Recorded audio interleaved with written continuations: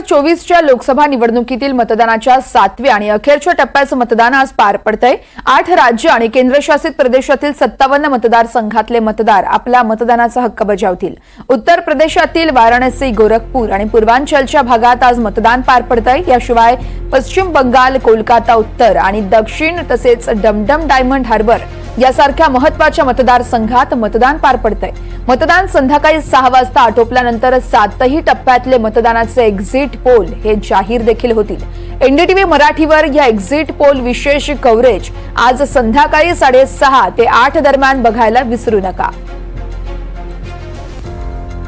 तर 7व्या टप्प्यात दिग्गजांकडून मतदान करण्यात आलं। योगी आदित्यनाथ, लालू प्रसाद यादव, राघव चड्डा तसेच जेपी नड्डा, भगवान मान आणि अनुराग ठाकूर ही 6 दृश्य आपण पाहू शकतोय। दिग्गजांनी आपल्या मतदानाचा हक्क बजावला आहे।